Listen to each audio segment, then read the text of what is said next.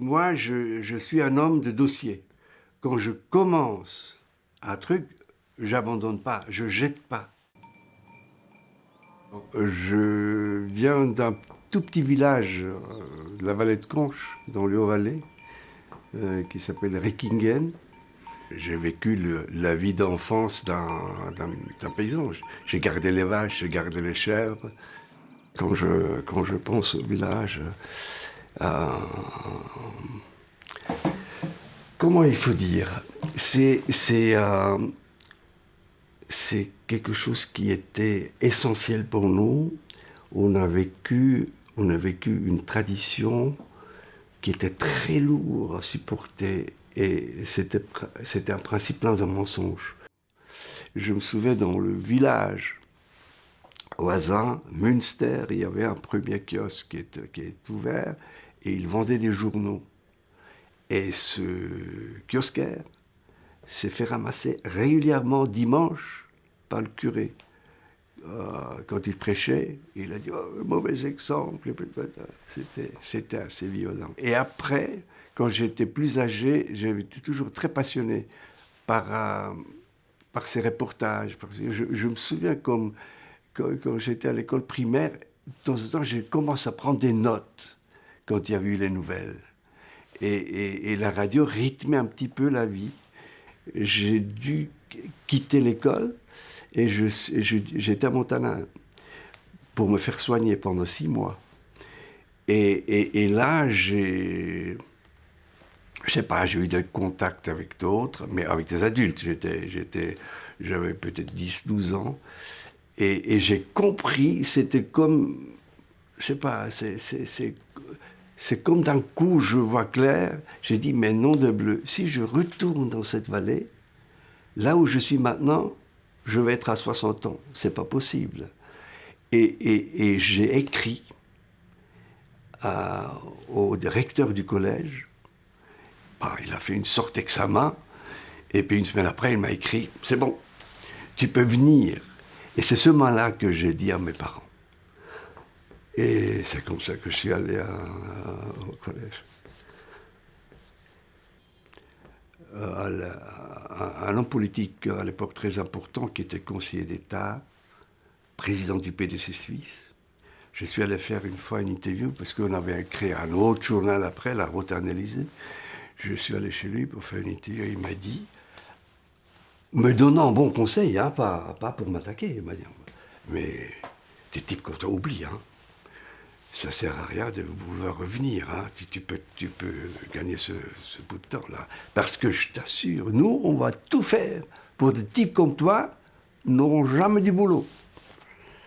Et voilà, on a compris. Et comme je n'ai pas une famille riche, avec les 6 vaches de mon père, je ne pouvais pas revenir. Voilà. J'habitais déjà à Genève, je suis allé à Zurich pendant quelques jours. J'ai fini les examens. Mon dernier examen était en ethnologie. Et je suis resté le soir avec des copains avec qui j'habitais. Le lendemain, ou quelques jours après, je suis allé dans une rédaction. Et quand je suis sorti, j'avais un travail. Et après, je suis devenu correspondant. J'ai aussi fait partie de la TAT. C'était un journal qui appartenait à Migros. C'était tabloïd. C'était réussite assez impressionnant. C'est la TAT qui a sorti le fameux scandale Crédit Suisse, que faussement on dit Chiasso, en principe. C'était Crédit Suisse. Enfin, on a pu faire du boulot très intéressant. Et hop, on a fait grève, et hop, la Migros ferme.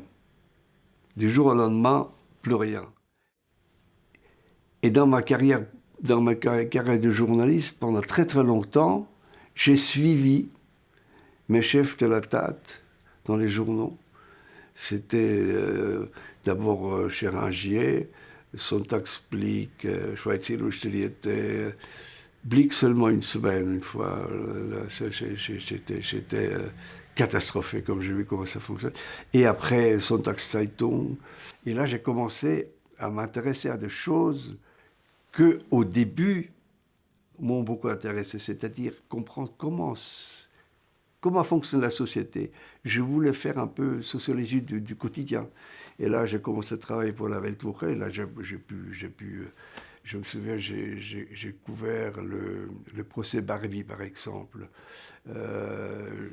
J'ai pu faire, je ne sais pas combien de semaines, j'ai travaillé plusieurs semaines là-dessus, mais j'avais 3 pages dans la Weltwoche. Ça, on pouvait vraiment faire un travail de fond. Et après, la même chose était avec le Tagesanzeiger Magazine. C'était fort intéressant.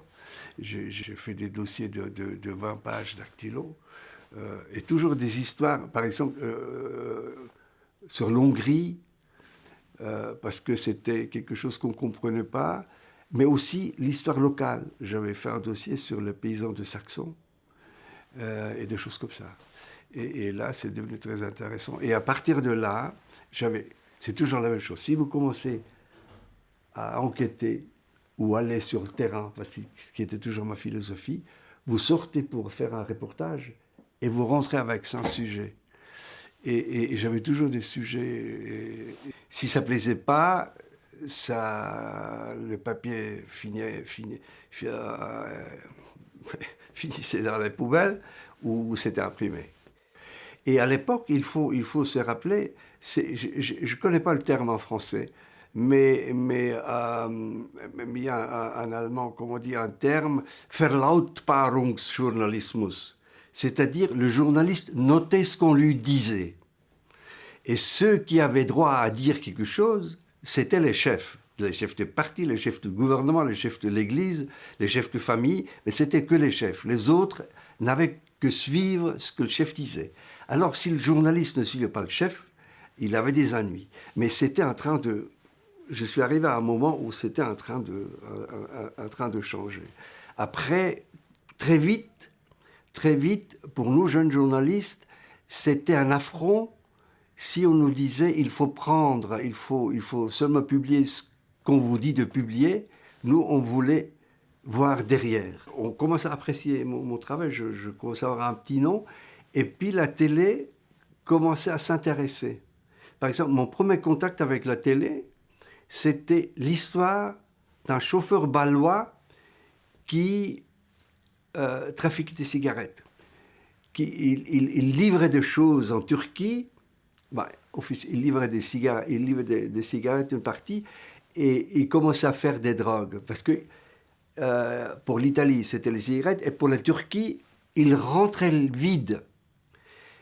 Et pour une petite emprise avec 2-3 camions, ça pose problème. Seulement la moitié est payée. Alors, au bord de la faillite, il s'est laissé entraîner et il a commencé à mélanger les genres. Et ce type-là était d'accord de me parler. Et il y avait un chef des documentaires, Honecker à l'époque. Il m'a proposé, il dit, mais oui, donne-moi cette histoire, et puis on s'arrange. Je dis non, je vais pas. D'abord, c'était un peu délicat, je voulais pas lui donner mes sources, et je savais pas est-ce qu'il fait attention. C'est un peu délicat. Alors j'ai exigé que je puisse participer. Et là, c'est vrai que on a monté l'histoire et on a raconté toute l'histoire, on a montré les têtes, les affiches, et puis ils ont déposé plainte. Et le juge nous a obligés d'effacer ça, et Honecker, il avait eu la bonne idée de couvrir par un sifflement et de diffuser quand même. Et en fait, c'était beaucoup plus efficace. Tout le monde en a parlé après, évidemment, et puis tout le monde voulait savoir qui était ce bon. C'était la Finterbank à Chiasso. Et voilà, et comme ça, j'ai continué. Et puis, de plus en plus, les histoires étaient reprises par Genève ou par Lugano de temps en temps. Et quand j'ai commencé à avoir des ennuis, j'étais plus d'accord parce qu'on avait de moins en moins de temps. Et il y avait les méthodes ont changé et il y avait des méthodes que je ne voulais pas marier. Par exemple, c'est un peu comme les news américains. Là, tu écris à la rédaction le texte et après tu sors avec le caméra pour mettre tes images. Alors, ils voulaient faire un reportage et ils t'ont expliqué ce qu'il faut avoir dans le reportage. Sinon, alors, si on arrivait sur le terrain, il y avait autre chose? Ah non, ça va pas. Et là, on commençait à avoir... la mayonnaise n'a plus pris et puis c'est parti. Et après, j'ai travaillé ici pour Mise au Point. C'était un peu la même chose. On avait un peu moins de moyens, mais c'était très intéressant. C'était très, très intéressant. Et en même temps, comme j'avais des reportages, pas toutes les semaines, pas chaque mois, je commence à faire des documentaires parce que je commence à comprendre comment ça marche. Dans mes documentaires, je donne toujours je pose un problème, pose une question, et je donne toutes les réponses que je peux avoir ou qui puissent être intéressantes.